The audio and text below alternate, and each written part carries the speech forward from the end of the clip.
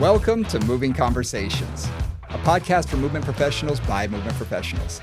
If you coach, train, or teach movement, Pilates, or fitness, then this podcast is for you. With more than 60 years of experience in fitness and Pilates, your hosts, Brian Ritchie and Nora St. John, explore the science of human movement, diving deep into the facts, myths, and common misconceptions, hoping to spark thought and conversation about how we view fitness and movement. Now, let's jump into Moving Conversations. And welcome back to Moving Conversations. I'm Brian Ritchie. Joining me as always is Nora St. John. Good morning, Nora. How are you today? Very well, Brian. How are you? How are things Doing going good. back there on the East Coast? You got any snow?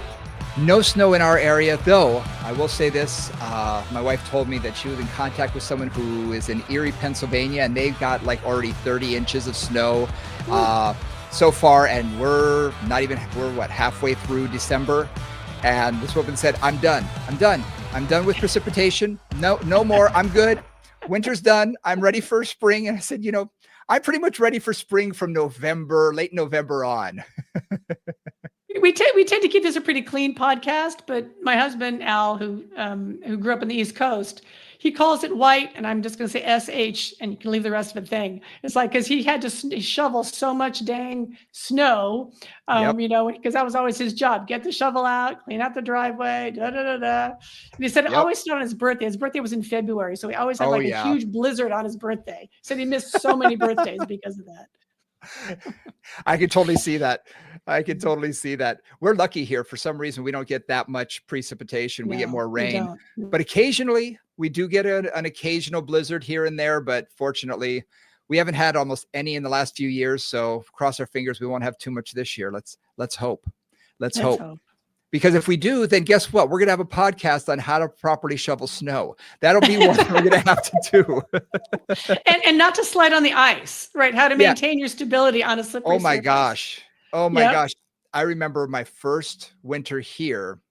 No one told me that when you come to these beautiful sidewalks that are bricks, and they're bricks in patterns like herringbone patterns, well, occasionally one is lower than the other. And if there's been rain, you can't tell that is now that little quarter of an inch difference in height is made up with ice. And you don't know it until you hit it and you're on your butt. You're like, how'd this happen? What happened? Why am I down here? So yeah, I have had that happen more times than I can count. So, learn to avoid certain areas during the ice. Absolutely. So here we are. Yep. We're going to be conversations again about the low back today. And we're going to be talking a little bit more in our last episode. What we mentioned neutral spine, and I said, you know what, we should probably go into that a little bit more in detail. So I thought today would be a good opportunity to dive into the neutral spine and discuss what it is, what it was meant to be, what it is colloquially, all that kind of stuff. So let's dive into that. Before we do that, first, I want to tell everybody, please hit that like and subscribe button. We really appreciate it, especially the YouTube channel under my name. Hit the subscribe button. That way, you'll know every time this drops so you can actually see us. When we're trying to describe something, we use our hands a lot. I do, the Italian in me. I can't help it. I got to use my hands. So yeah, hit the like and subscribe button on the platform of your choice. Check out Moving Conversations on Facebook, Moving Convos on Instagram, and movingconvos@gmail.com. And that's best way to get in touch with us. Also, I want to let everybody know that I will be doing a post-rehab summit in Scottsdale, Arizona. I think it's going to be President's Day weekend. So I think that's the weekend of February 17th, 18th, something like that, whatever the weekend is. Everything's still getting lined up, but as soon as I have more details, I will put it in the show notes so you'll know exactly where to go. And I'll put it on Instagram and all of that. So check that out. And it'll be a lot of fun. 2 days, basically everything that you need to know to help keep your clients safe when working with them. A lot of contraindications and how to progress them once they have sort of managed their condition. So that being said, I wanted to let everybody know that. So let's dive in. All right. Neutral spine. So neutral spine hit the Pilates, PT, fitness community maybe 25, 30 years ago, something like that. You're being real generous with the fitness community. I'm gonna be honest with you. Okay. Well, with the Pilates community and Pilates the PT community. Okay. had it probably 10 At years least some before part of it. us. Well, some part of it. Yeah. And what's interesting, what I often say about this is based on some work by a biomechanist who basically looked at the biomechanics of the spine. That's what this whole thing was based on, and noted that for every spine, there is a range of motion, right, in terms of flexion and extension and lateral flexion rotation, or particularly talking about the low back at the moment, that maintains the integrity of that spine. So, the joints don't rang into each other. You don't come to the end ranges. You're not causing trouble and stress. And he called this the neutral zone.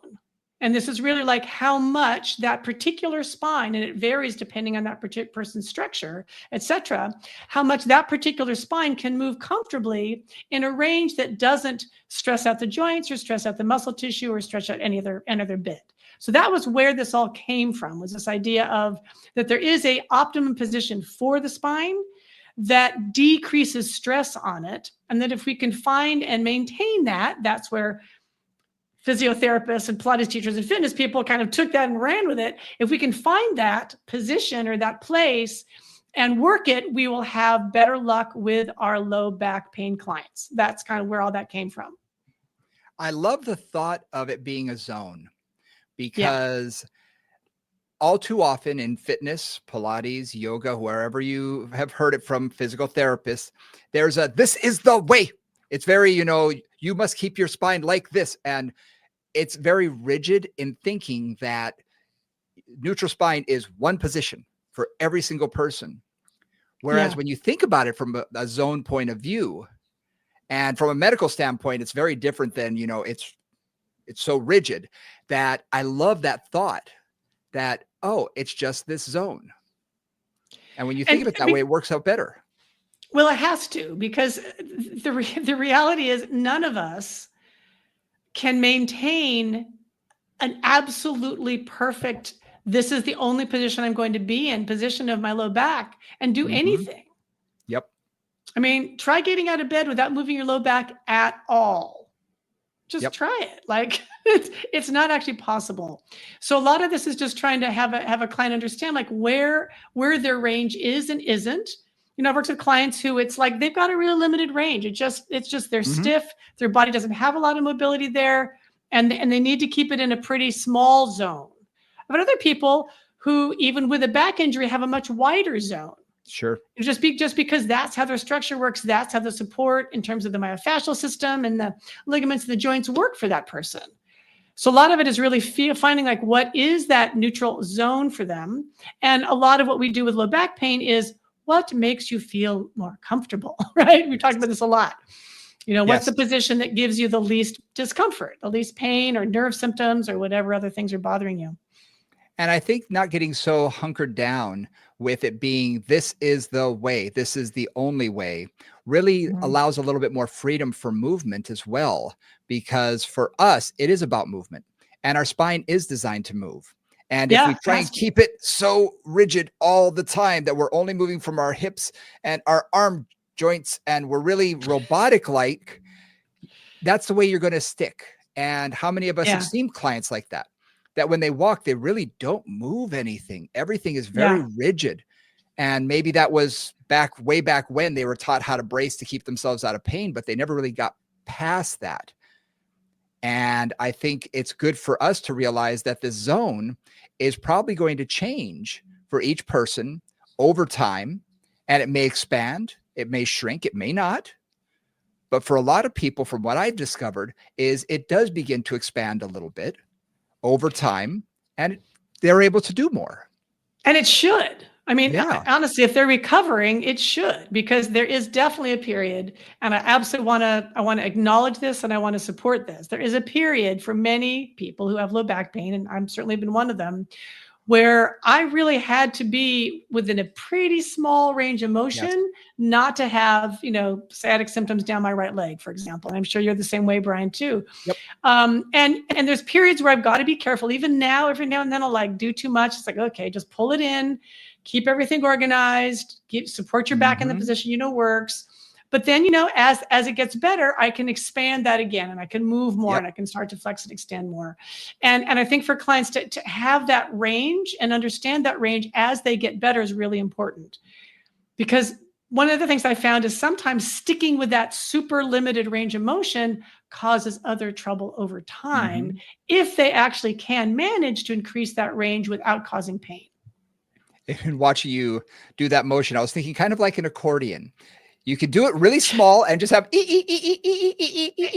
or you can have a lot more. Exactly. You can have a lot more breath and a lot more movement. And I was just working with a client today who 2-3 weeks ago, he had very limited range of motion. I could see it. I could see he was standing on one foot because when he stood on the other one, he started to get some pain symptoms. So he had shifted his weight. And so we just stayed within his happy zone, his neutral zone that was happy and healthy, and eventually began to expand. Today, we were doing all sorts of stuff because everything had calmed down. He had reorganized, and he was like, oh no, I'm doing great. We worked out a lot harder. And he was like, oh yeah, I feel great. And really, we didn't have as many limitations. And for some people, they're going to come back that quickly, especially those who have some strength and who you've been working with for a while. But for people that you're just working with, you may have to start with a small zone and slowly see how their body moves and how it works and increase it slowly, but also to let them know that it's okay to move. That's the key thing, I think, for many clients in moving beyond. If you give them a neutral zone and that's successful and they find a range that really is pretty comfortable and they start to make progress, there's always that moment of when do you push it? When are they confident enough to go beyond that? When is the right time in terms of just what their body's doing or not doing? And you don't always know. I mean, oftentimes I've certainly made errors. I'm sure you've made errors too, where you think, oh, okay, we'll push it a little bit today. And it's like, oh no, that was a bad idea. Right. But it's like, so just working on that and trying to do that in a way that creates confidence for them, because the main thing with low back pain always is creating confidence, letting them know, yes, you can do more than you think you can right now, and you're safe and you're okay. And that's usually the biggest challenges for me, is that one, is just creating safety and security when they're making a change and they're pushing past their usual boundaries. Yep. And that's when pushing past that small neutral zone in small increments. Yes.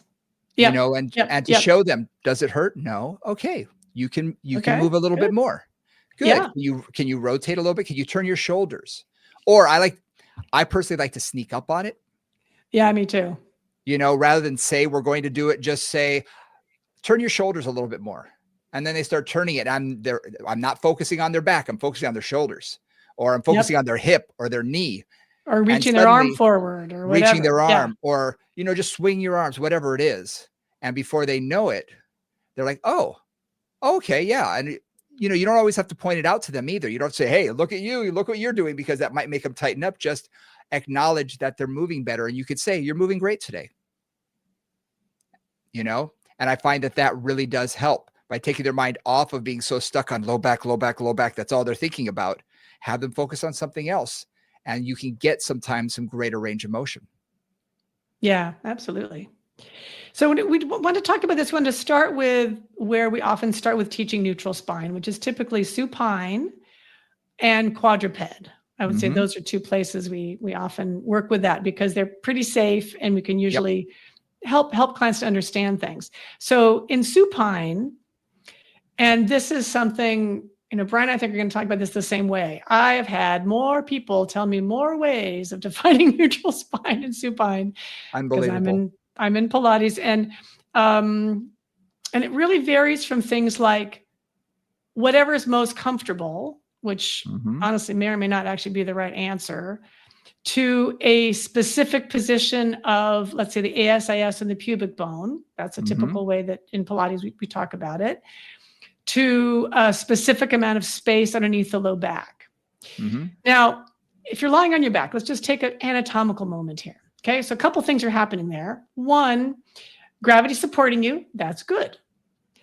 But one other thing that I always bring up there is your sacrum, or some part of the back of your pelvis, is on the ground. And depending on the shape of your sacrum, if it sticks out more, or maybe it tucks under more, just different shapes for different people, lying on the ground may put pressure on that sacrum. Mm-hmm. And if you think about the sacrum connects directly and really is the foundation for the lumbar spine. So where that sacrum moves, the lumbar spine move with it because they're connected.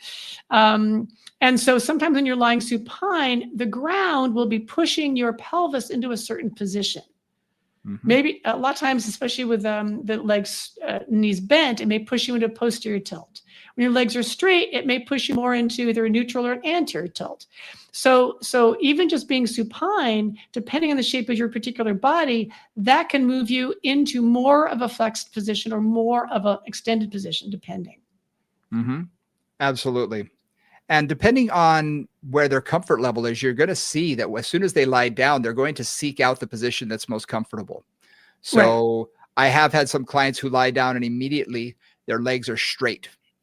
They don't bend over, which for me is just bizarre. I'm looking at thinking, why would you choose to do that? It doesn't look comfortable, but for their back, that's the comfortable position. And other people bend their knees, flatten their backs. So people will often find what works best for them immediately.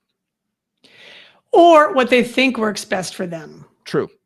Okay, so I always have to bring that up too. So when we're talking about neutral, we're basically looking at the position where, or this is one way I describe it, where there's support for the position of the spine, both from a little from the front and a little from the back. So the multifidi and the transverse abdominis, the two places we usually talk about, are kind of supporting the spine in that position. And one more thing about neutral spine is when the spine is neutral, it is not supported by the ligaments. All right. So if you go into full flexion, if you just, wherever you are, just sit and tuck yourself under and you tuck as far as you can, you have stabilized your spine by those ligaments that don't let you go any farther. If you go into full extension, you've stabilized yourself by the facet joints and maybe the ligaments coming into their end range. When you are neutral, when you're walking or sitting or standing, you're just kind of hanging around, the spine has potential in all directions, right? It's not stabilized. And that's where this whole idea of neutral spine and creating stability in neutral spine came from, because that is when the spine is least supported by the structures of the spine. Yeah. In medicine, we have a tendency to define neutral spine based on the condition that they may or may not have. In that, if they have something like spondylolisthesis or stenosis, they need to be more in a posterior tilt. That's going to be their neutral spine in general to keep them safe. And what I usually say is it's going to be neutral toward posterior. Right. Okay. I'm not going to say they need to be in severe posterior tilt. No, some do, but not everybody. So neutral toward that, almost like a sliding scale. Neutral's in the middle. It's going to be slid towards posterior tilt. If they have more of a single disc, a disc herniation with no other conditions necessarily, it may be more slid toward that extension side of things. And it's going to be a sliding scale depending on the client that's in front of you. Right. So if you are the client with low back pain, or the instructor with low back pain, or instructor working with clients with low back pain, these are all just things to think about.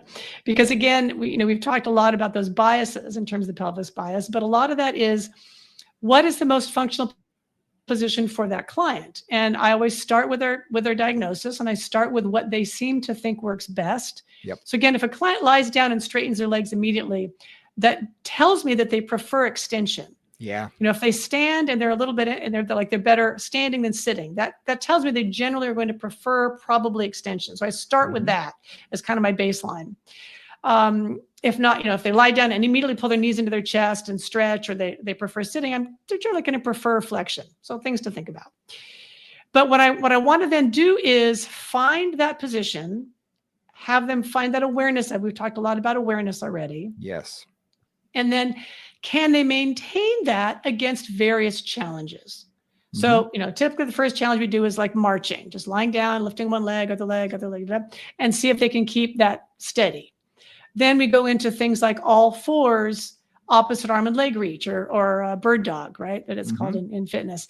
And there it's like, can they move the arm and or the leg and or the arm and the leg together and keep that position? So the awareness we're trying to build there is, what position am I trying to hold, and how do I hold that? How do I create stability in that neutral zone for that person? And what we're moving is the limbs. So we may start them in that in supine position, and marching would be, we're moving from the hip joint, and really trying to get them to feel that we're moving from the hip joint, rather than, let's face it, every client that we've had lie down, they bring a knee into the chest, they flatten their back immediately. Exactly. They flex their spine at the same time. Exactly. Or I'll have them, for some, I actually will start them with their arms. So arms straight out in front of the chest, and take one arm overhead. Can they do that without arching their back? Can they maintain that neutral from there? Because for some people, it's easier for them to feel that way. They can also do marching, knee drop to the side, single knee drop to the side, whatever moves the hip, the leg, the arm, while keeping the spine stable. And the same thing goes in quadruped. I may start them in a quadruped and just lift one arm for straight forward, or out to the side, or tap the other shoulder, or even rocking like a 2-inch rock forward and back while maintaining their neutral spine, because they're basically doing a similar thing as if they were marching. They're working just from the hip joint, and they're adding the shoulder joint, but they can keep that neutral spine shifting forward and back the same way. So you're able to still get some motion through their body, but not through their spine. And it's just a way to bring awareness to those positions. I find that works really well. So one of the things we wanted to talk about here too was a little bit of progression. So in neutral spine, so thinking about all fours, thinking about quadruped, right? A lot of times, first of all, it's just, most people when they go into quadruped are going to tuck their tail under a bit. I find most are in a little bit of flexion. So just finding that neutral, I'll often take like a dowel or a roller and put it behind their head, so they can feel their head, kind of their thorax and their sacrum on that roller, and then figure out where their back is. So the whole back isn't pushed up against the roller, which usually means they're a little bit flexed. And then they've got to feel that position without the feedback from the floor. Right. So that's why it's a progression from supine. Supine, you've got the floor there, and maybe even have a supported neutral or a roller to the low back, so you can really feel but here you've got to feel it without that feedback. Yeah, so that's increasing that sense of awareness and proprioception. Then in order to progress that, first thing first is like literally just lift a hand up off the mat, bend the elbow. Don't even reach it forward or back. Just lift it up, push it down, lift it up, push it down. Sometimes clients can't stay stable with that. They lift that up and they kind of lean, or they fall into that hand they lift up. So that's like, step one. Then, reaching the arm forward, one arm at a time. I find anything in the sagittal plane, so reaching the arm forward, even reaching the leg straight back, those are easier. If I start to, let's say, reach the arm out to the side, that creates a rotational challenge, which is like another step up in terms of just core stability. So if they're great with one arm up, they're great with one arm and the opposite leg up even, then I'm going to say, okay, let's take the arm out to the side. Can you manage that? Or even harder, take the leg up and then take it out to the side and across. That's really challenging. Right. So it's like step, step, step, very simple exercise, safe for, 99% of my clients, but I can gently progress that. So they're having more challenges to that neutral position from different parts of the body. And something to think about when you're introducing the leg component. A lot of people, as soon as they go to kick the leg out, they rotate their pelvis, they arch their back. I will put a furniture slider under their foot and just have them slide it out, keeping their foot on the ground. Because that way they can keep some weight on that side, so they can still stabilize their pelvis with the anterior hip muscles.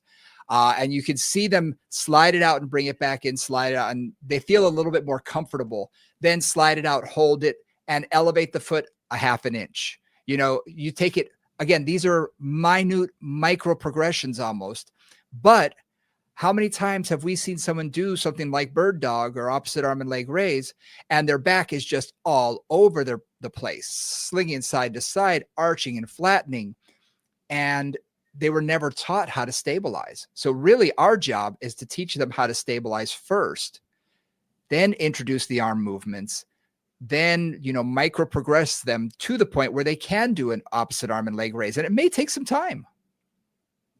Right. And the key thing there that Brian's mentioning is, again, the arms are a little easier generally. As soon as you get to the legs, again, the sliding is great, or slide and then just float it off the floor, like those kind of cueing, rather than reach your leg back behind you or lift your leg up. Like I never say lift your leg up, because as soon as I do that, they straighten the leg out and they lift it up to the point typically where they're going to extend the spine and rotate the hip.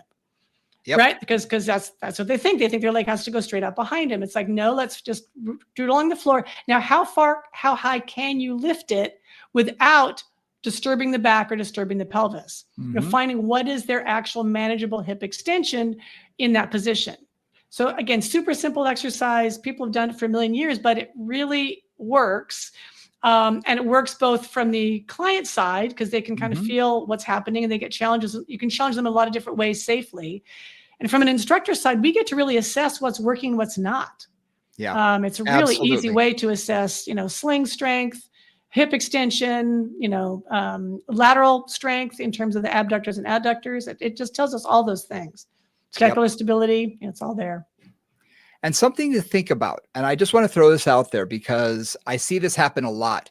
People learn how to do this safely the way we're teaching it. But again, we have a specific goal in mind. Our goal is spinal stability for this exercise. There are people out there, and I've seen aerobics group exercise classes and whatnot, that will teach this as a crunching down and then an arching up. So they're going from flexion to extension and they're arching their back. You know what? That's a different goal. I'm not saying that's a bad exercise. It's a different exercise and a different goal. So when you see someone doing it at the gym, please, restrain yourself from walking over and say, you're doing that wrong. They may have a different goal than we do. So just be aware there are many different ways to do this exercise. But for spinal stability, this is really key. And I love how you just said it's a great way for us to assess what's strong, what needs to be worked on, because bird dog is probably one of the best exercises that you can see all the different slings in one boom. Yeah, that's what I call it, an assessor size. Because it's a great exercise to teach clients. They can do it at home. They can do it safely. And I also can learn a whole lot from it. So, that's taking, again, a simple exercise and progressing it. And you can always add, a roller under the knees, for example, or different ways to create more stability there, more challenge there. And again, just a reminder, like getting out of the sagittal plane is a really great way to add very simply a little bit of challenge. So for example, from quadruped with one leg out with a foot on the floor, I might just have them like tap the foot across the body and out and across the body and out, not even lift the leg, but just tap across, tap into adduction, tap into abduction, and just keep the stability there. Right. Then maybe they take the leg up and then maybe they like move it more from off the ground in and out, or maybe they take circles, or maybe they do some other, moves with it. So those are, again, simple ways to get some nice stability challenges going in that quadruped position. But we do need to take that position and move it into more functional places like sitting and standing and walking. Yep, absolutely. We always need to think of progression. And if you've ever worked with a client with their core, you can get it activated in supine, no problem. You put them in quadruped and suddenly, they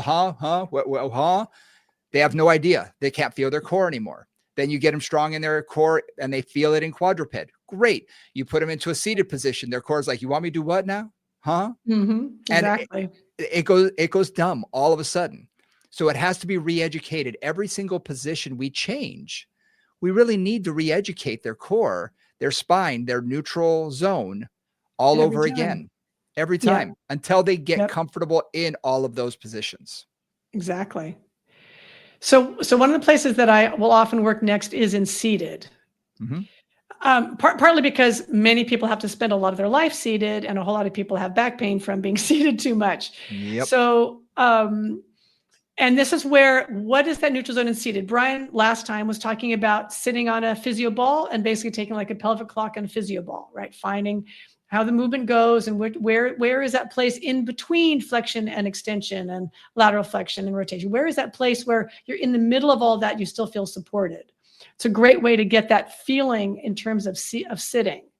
Then a lot of times what I'll do with clients is I want them to try to maintain that seated position sitting right on top of their sit bones, or maybe they're slightly behind if they need flexion, or whatever the position is that really works for them. Feel the sit bones, right? Feel where that proprioception is, so they know, oh, I've got to be a little behind my sit bones if they want to be in flexion. I've got to be on them, or maybe a little bit forward if I want to be neutral, or in a little bit of extension. So it gives them some good feedback. And then we have to train that. We have to train that against, let's say seated arm work. Like I'm thinking of Brian's, I'm thinking of the personal training studio, sitting on a physio ball, maintaining your position and adding arm work to it with bands or whatever else. In the Pilates environment, sitting and doing some of your basic seated arm work facing front or facing back, finding and maintaining that seated position. Because what I find is clients, and I know this just from walking around the offices that I occasionally am at, when people are sitting in their offices, man, they are completely relaxed. They're just hanging out. And if there's a back problem, they are not taking care of their back. They have to learn endurance and strength to be able to support that position while they're, distracted and writing emails, whatever else they're doing, or driving or whatever. So seated is the next place that I really focus on. And again, adding arm work to a seated position just to challenge that. First, both arms at the same time, then maybe one arm, because that's going to add a little rotational component. Then maybe we're adding a little bit of torso rotation or something to it, but just slowly building that up. So they're getting support from all sides, and they're also getting strengthening into that core from all directions. And I like how you put that.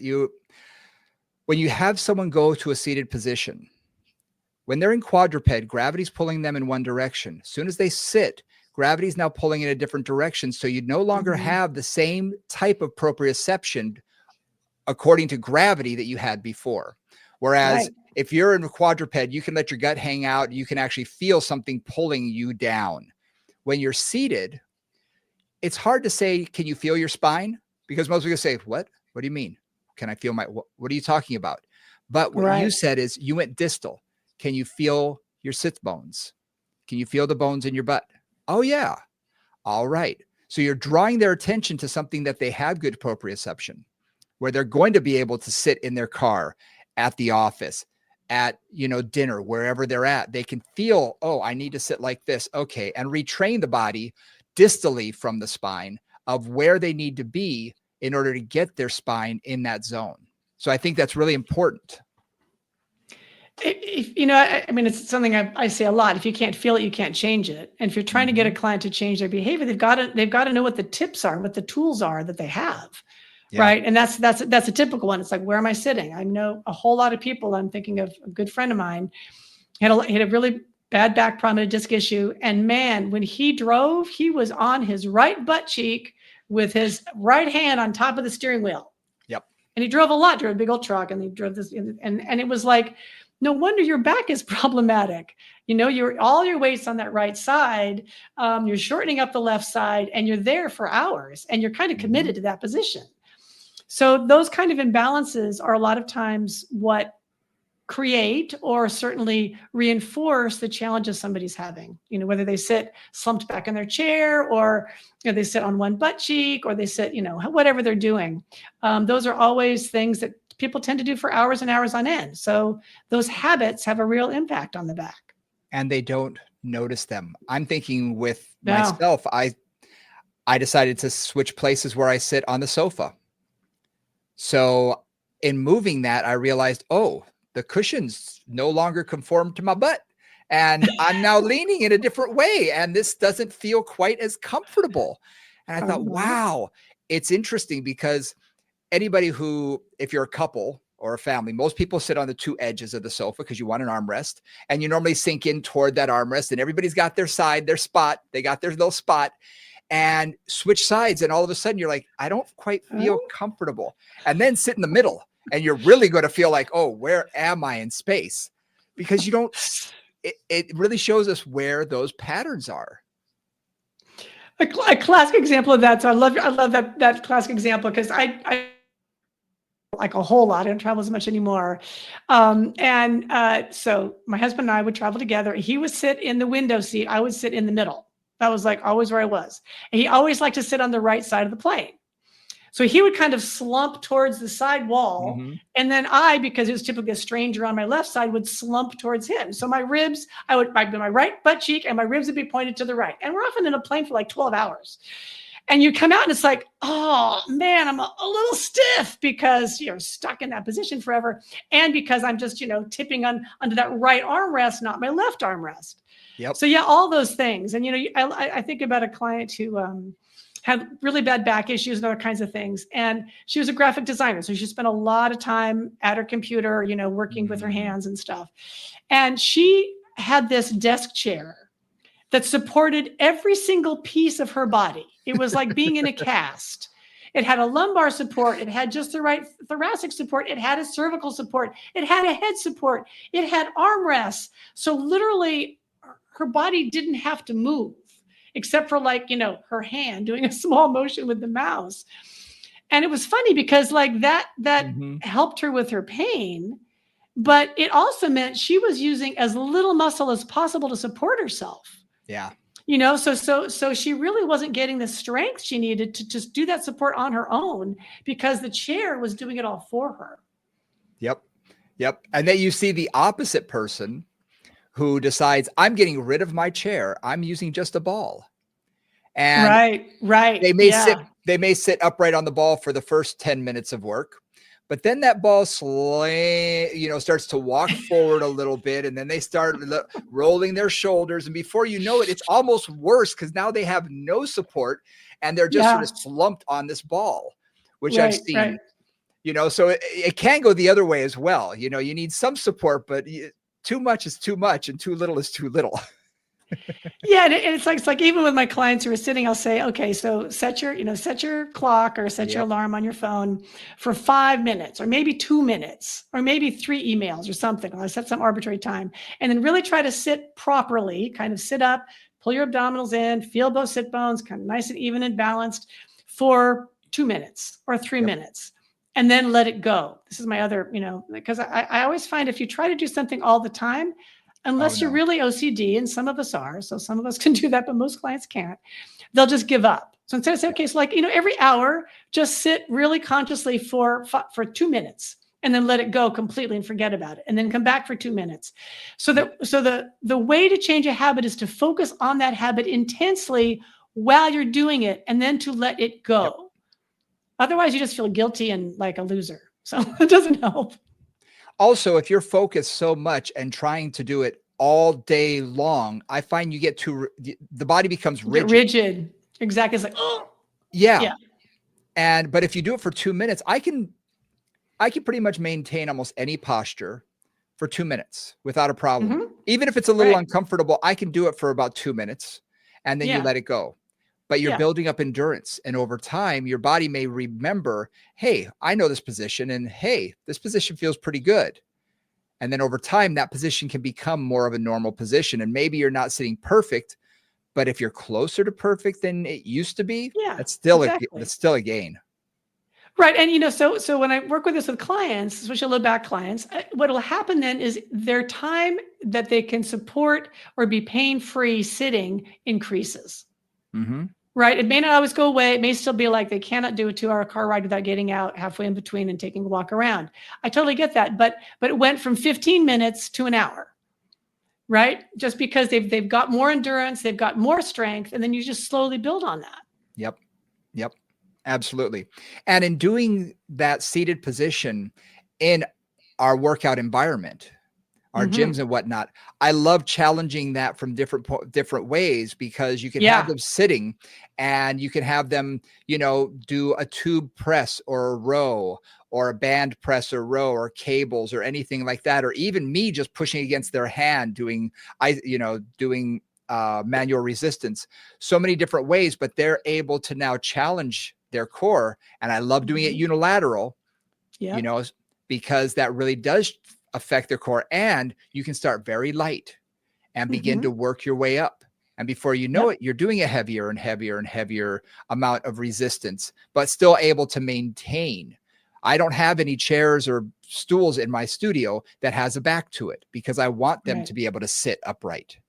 I want them to be able to maintain that and not just collapse as they're trying to do a row or a press or something. And when you think about that too, it's like, it's not just working facing the resistance. So if you think about the reformer, you think about, the gym, sitting facing either the tubes or the bands or the straps, whatever you're doing, or facing away, but facing sideways. Sideways. Right. Because that's the thing is, it's like, if you've got a chair, even on the reformer, you can sit facing it. You can sit facing away from the resistance. You can sit facing sideways to it and add that piece to it, and working unilaterally. And all those, the weight does not have to be heavy at all. Really at all. But just that working that upper body against all those different angles, against forces coming through it from all the different directions, is what really creates that core stability, because that's how you're going to go through life. You pick up something, you reach behind to pick up something out of your car, you lean over to grab your purse off the floor, or to pick up a child, or pick up your backpack. Those are all things you're going to do. So to be able to do that with the upper body and find that stability and that support and train that is what we're looking for. So seated is a great way to work with that. I mean, it's a simple, ton of ways to start it and ton of ways to progress it. And a great progression that I have found is in that seated position, especially if they can finally sit on a ball. That's great. That really takes it sort of to an advanced level. But even if they're only sitting on a stool, I can take a band and I can hold on to it behind them, directly behind, as they're doing a press. And then the second rep, I can move out to the side a hair, and then they press. And now it's pulling a little differently.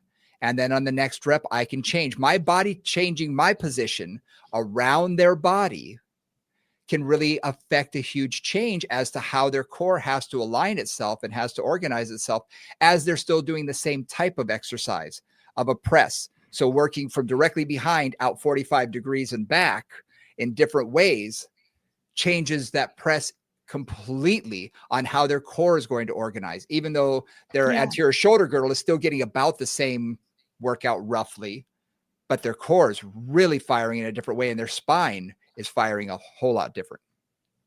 And this applies directly to, like, one of the cues I give all of my clients. I think I mentioned this earlier, but it's like that idea of pulling the transverse in, just pull the abdominals in before they open the car door, before they open the door out of your studio, before they lean over and put their shoes on. Just finding that core support.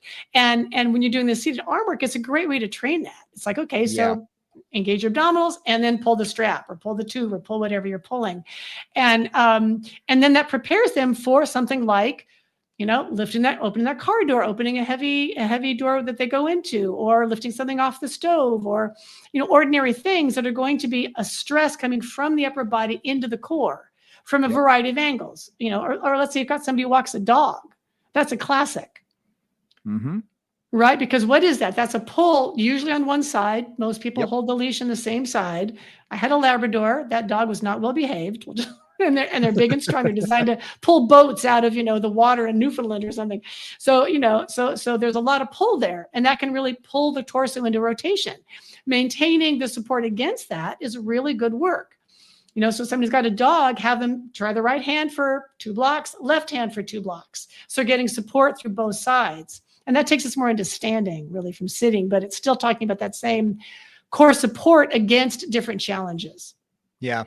And another challenge, if you wanted to introduce something else, I call the first one I just said was sort of the moving resistance, because I'm moving behind them or in front of them, depending on if I'm doing a row, a press, a fly, whatever it is. But also I will adjust the resistance itself. So if they're doing a row, if you're doing a seated row and it's, let's say 75 pounds, whatever it is, it's a weight. I'm just going to say 75 pounds. Your body gets used to whatever it is. But if that goes from 75 pounds to 50 pounds to 80 pounds to 20 pounds, and it changes, your body has to change constantly. And I love bands for this because I can hold it, and I can pull it tight. I can pull it tight. I can release it. I can, and the length of my arm, 1.5 feet, 2 feet, whatever it is. I mean, I could reduce that resistance a lot, or I could tighten it a lot. And it really challenges them. And you'll see at first their body will lean back or lean forward, but before long, they are able to maintain it and still adjust on the fly. And that's real life. Because how many times have you been in the supermarket and you open the refrigerator or the freezer section and it's light, easy, you close it, you're like, oh, I forgot that. and you go to open it again, and suddenly it's like a vacuum has sucked it tight. And right. It's stuck. I can't open this thing. So now you have to really hunker down and now pull harder. It's the same exact thing though. The door hasn't changed, but the resistance has. And that happens in life. Resistance does change sometimes. So being able to, and again, the dog, great analogy. It may pull lightly. It may take off for a squirrel. You never know. Exactly. Could change at any moment, really. At any moment. Yeah. So when we get to the standing position, that changes things a lot more. So standing position, couple things I've been thinking about, just because I'm thinking about these things as we do. One of the things that is interesting in standing, and this is certainly a challenge in the Pilates environment, I think in the fitness environment as well, is how do we train integrated rotation? Right. So in other words, what I'm thinking there is a lot of work in Pilates is done with the hips anchored, and then like you're rotating the torso, like you think about, spine stretch or saw, that kind of things. So you're only moving the torso in rotation. But functionally, you really often want to, and especially with low back pain. So this is what I'm getting to. If I'm only moving from the top, then I am stressing, right, the rotational component within that lumbar spine more than if I'm letting the torso and the hips move together, right? Then I'm going to get less range of motion in my lumbar spine, if that all makes sense. Mm-hmm. So a lot of times what I'm looking at there is, a lot of times when a client has learned to brace, they've learned to really not move in order to decrease pain, that works for a while, and then it stops working because they actually need to allow that counter rotation of the torso and the hips to actually nourish the spine, to get those muscles moving, to get that area kind of nourished. Mm-hmm. So sometimes then I have to retrain that idea of how do I actually move the torso and the hips. And that's been something that I've worked on a lot with low back clients to good effect, that if they realize they can move their hips instead of their low back, they have another opportunity to be more comfortable and to find other ways of moving that are less painful. And I find that in teaching that neutral pelvis, neutral spine, or neutral zone in a standing position, what we really want to do is begin to challenge it in a variety of ways. So just standing still, not doing anything. Then staggered stance. I'll put them in as many different positions of foot positions as possible. And when I take them staggered, I don't always let them have two flat feet on the floor. Sometimes I'll have them go up on the ball of their foot in the back foot. So it changes the way their pelvis is. Right. But so all the different balances. It's got to be, and it has to do that because we have to eventually take this to walking. Yeah. And when you walk, you don't walk with your feet flat on the floor the whole time. You have to roll through the ball of your foot, and you have to take into that hip extended position. So I try and put them in a variety of ways, and then I can apply forces, light forces through either statue work where I'm gently pushing side to side, front to back, or rotation, or I'll have them do something just marching, and maybe marching and adding their arms with a little bit of rotation while maintaining that neutral spine. And again, we said when you're seated, it's a little easier to be able to feel your butt basically on the chair. But now let's talk about standing. The only thing that's on the floor now are your feet. Right. So you have much less proprioception. And if you're wearing shoes, you have even less proprioception. And feet are, to better and worse, feet are incredibly sensitive. Thank God. Like our feet are designed originally before shoes and concrete, right? Are designed to basically take into account whatever surface they're landing on, sand, dirt, roots, rocks, whatever, and accommodate the balance and all of the other muscular activation of the whole body to keep you upright and moving forward. Yep. Right. So the feet are actually incredibly sensitive. I would say they are not very consciously sensitive, though. No. It's like we can feel our sit bones. It's kind of 2 points, and we can feel whether on one or the other. Feeling your feet and whether the weight is even on the 2 feet is actually, in a weird way, harder. Mm-hmm. Yeah. You can feel like both feet on the ground, but like where you're touching the feet, there's just a lot of input kind of that gets, I think it's a little fuzzy in the head. And I think you need to bring that awareness into your feet, because how many times, especially with an older client, they may have less less sensitivity in that area anyway. And you ask them, okay, where are you standing? On your heels, on the ball of your feet? Can you feel your toes? And they're like, I don't know. Yeah. And it takes them exactly. 30 seconds to really, you can To see tune in. you can always see, because they start looking up, they're starting to figure it out. They're processing. Yeah. Yeah. They're processing it. It's like, okay, now all I want you to do is rock your body weight into your toes a little bit. And they're like, what do you mean? And they have a hard time doing that. So you're absolutely right. It can be a little bit more of a challenge to wake that area up, but it's necessary, especially to get them into the point where we want them to be able to do things in a standing position and to be able to feel the ground and be able to use that information to keep their body in proper alignment. Right. So thinking about that, I love the fact that two things. One, challenging people by just having them be in different positions. And I would do that, like have them standing and doing their arm work. Like we can do that off the Cadillac in the Pilates environment. And you do it lots of different ways in the personal training environment. Standing and doing arm work or doing other kind of things with legs in different positions. Those are really, really beneficial. The other thing too is, where is their weight on their feet? So if you think about it, you all can stand up if you're out there in listening land, or you're not driving, which probably many of you are. But if you're standing up and you shift your weight towards your toes, that immediately just shifts the weight forward and often shifts the pelvis forward, often shifts you a little bit more into extension for most people. If you shift the weight back towards your heels, it often does a little, these are small movements, a little bit of the opposite. So even just noticing where your weight shifts in those moments.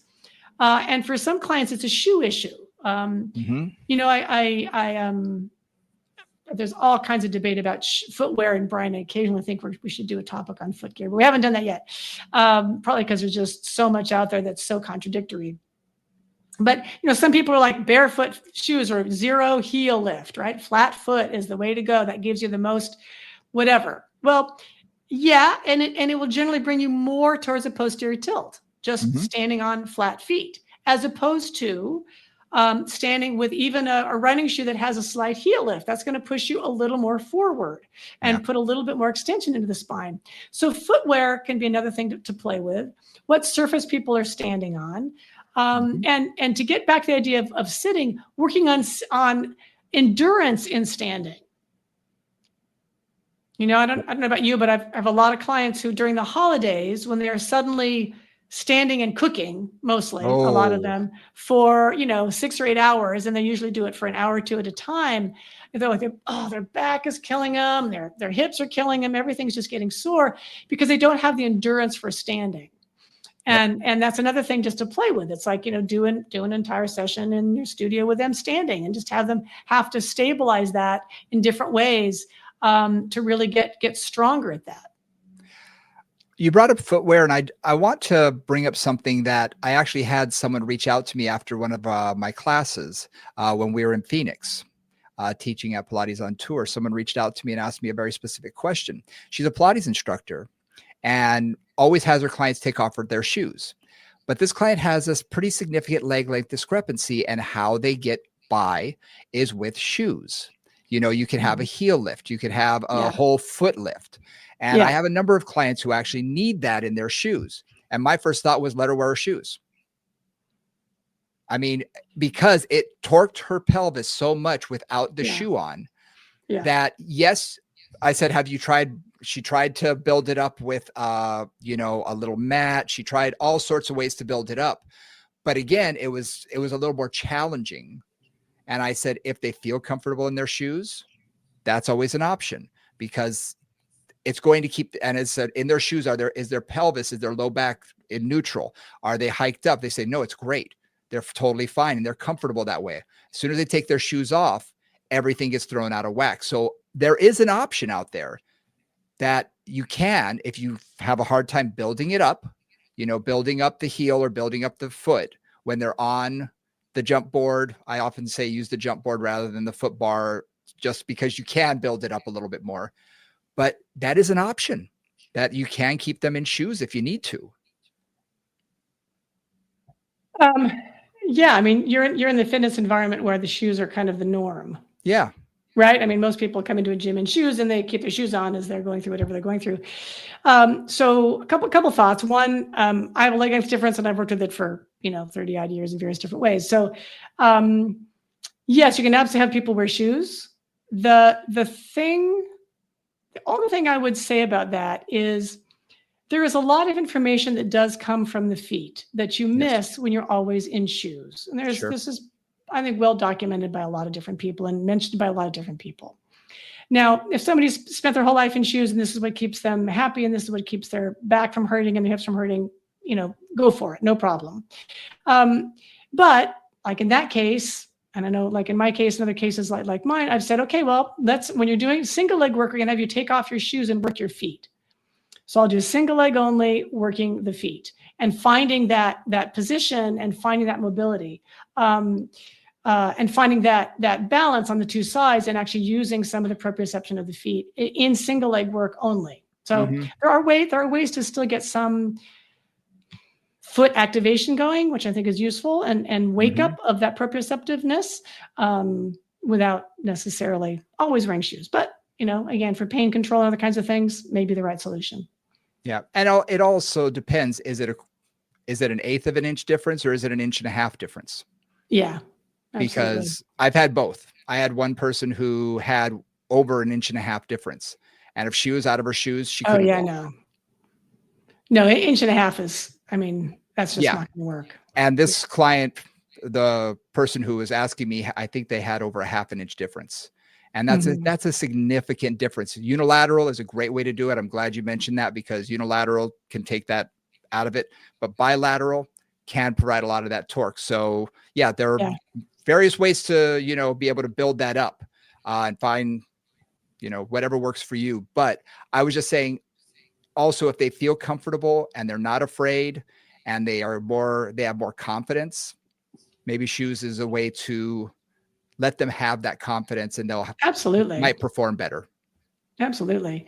And also that's their functional position. I presume the people that I know who have that, like they get up, they put their shoes on, like they literally don't do anything without their shoes except maybe shower, right? Or swim or whatever. So absolutely. But just getting back to that idea of like neutral spine and standing, the other thing that I play with people is have them just put their hands kind of around their pelvis. So, ASS in the front and around feet, just hold the sides of it basically and walk and feel, for most people anyway, that slight rotation, which is a normal part of gait, and just notice it and notice how that feels and sort of get into that rhythm of it. Sometimes just having them do that and feel the rhythm of it, like, it just creates like, oh yeah, things can move a little bit. I have that ability to actually give myself that movement, and it can help a little bit along with all the other, standing challenges we've talked about.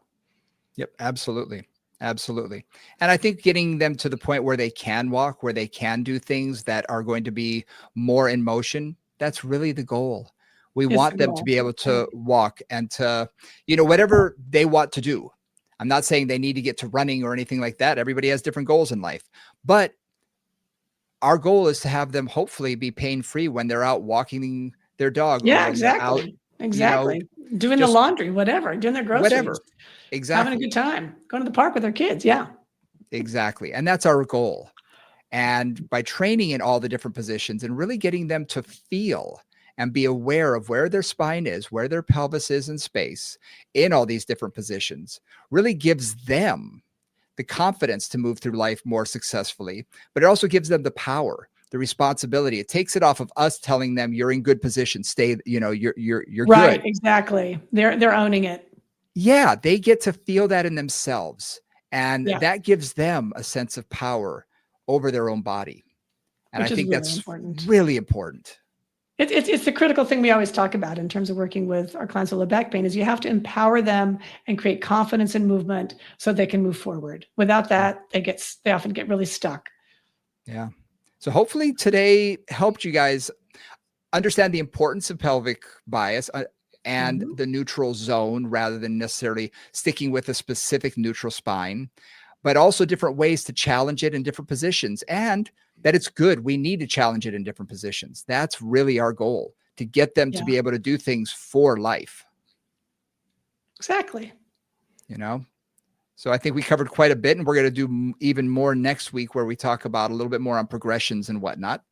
So I think we're going to break some things down next week and go over that. Sound like a plan? Sounds good to me. All right. Sounds good. All right. Well, thank you guys for joining us. As always, you can always reach us, movingcombos@gmail.com. If you have any questions, suggestions, anything that you'd like to reach out and ask us about, please do. We're here. We'd love to hear from you. Moving Combos on Gmail is the email address. Easy for me to say. Moving Combos on Instagram, Moving Conversations on Facebook, and you can always, hit that like and subscribe button. We appreciate it. Every comment that you leave really helps us out. And check out the YouTube page under my name, Brian Ritchie, and you'll be able to see us, in action. And yeah, so for Nora St. John, I'm Brian Ritchie. We'll see you next week. Bye, guys.